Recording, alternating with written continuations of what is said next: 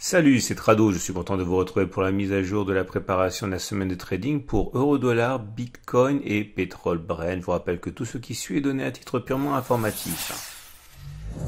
On commence donc par le bitcoin, en données journalières. Chaque bougie correspond à une journée de cotation, et nous avons la résistance clairement établie ici à 11 783 12 120, zone qui a capé les cours, c'était le 2 août.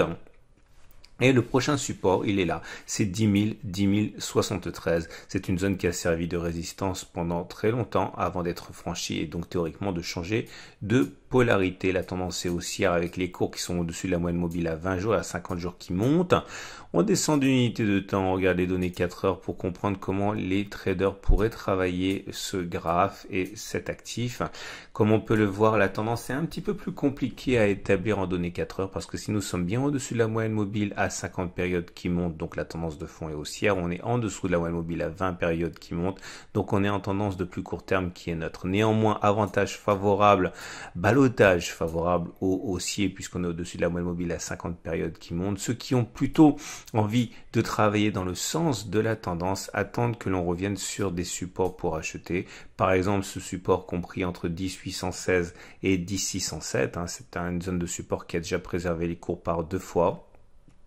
On a également la possibilité d'attendre que l'on revienne sur un support, mais journalier cette fois, dont on sait qu'il sera plus solide qu'un support en données 4 heures, notamment celui des 10 000, 10 113 qu'on a précédemment évoqué. À présent, ceux qui désirent davantage spéculer à la baisse, peut-être dans ce cas attendent-ils que l'on revienne sur la même zone que précédemment, celle qui nous a bloqué, à savoir la résistance journalière des 11 783 12 120 ici, qui est à l'origine du refus qu'on a précédemment mentionné. On va passer maintenant à l'euro-dollar. Et voilà l'euro-dollar en données journalières avec une résistance que l'on garde sous surveillance, la résistance journalière des 1,1751, 1,1851. C'est une zone qui a mis fin à l'envolée depuis juin de l'euro-dollar, au moins provisoirement. Cela fait 3 bougies de consolidation.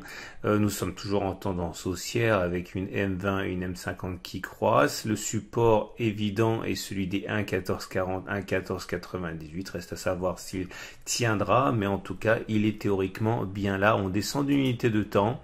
Et avant de passer sur l'unité 4 heures, regardez le fait que l'on n'a pas clôturé en données journalières au-dessus de cette zone orange. On en parle parce que quand on descend sur les données 4 heures, on voit donc que cette résistance qu'on vient juste de mentionner à 1,1751, 1,1851 a été passée sur les données 4 heures, mais en fait, en données journalières, elle n'a pas été passée en clôture. Donc, ceux qui ont un biais baissier sur les données journalières peuvent tenter de rechercher des signaux baissiers sur cette zone. Ceux qui ont plutôt une anticipation haussière au regard de la M50 qui monterait, par exemple, peuvent tenter de chercher des signaux sur la zone de support des 1,1727, 1,1170, zone qui a été assez efficace le 28 juillet, ou alors en clôture au-dessus de cette résistance des 1,1909, 1,1899. Et on termine avec le pétrole Brent qui est dans une situation où la tendance de fond est haussière puisqu'on est au-dessus de la moyenne mobile à 50 jours qui monte. Par contre, la tendance de plus court terme est indécise. On tente de défendre un maintien au-dessus de la moyenne mobile à 20 jours ascendante. La résistance journalière qui semble s'imposer est celle des 45, 10, 43, 72 le baril. Ici, on le voit, c'est une zone qui s'est révélée impossible à dépasser en clôture depuis très longtemps et à tout le moins depuis le 20 juin sur ce graphe. Le support de référence est ici entre 41,42 et 42,43 le baril. Et on descend d'une unité de temps, regardez les données 4 heures avec une tendance qui est très molle. On est en dessous de la M50 qui descend, en dessous de la M20 qui descend. Cela commence à devenir un petit peu dangereux pour la tendance. Ceux qui veulent acheter attendent sans doute que l'on viendra se reposer sur un support journalier, 41, 42, 42, 43, on en a parlé précédemment. Ou alors, éventuellement, pour ceux qui veulent également acheter, attendre que l'on passe au-dessus de tous les obstacles qu'on a mentionnés précédemment.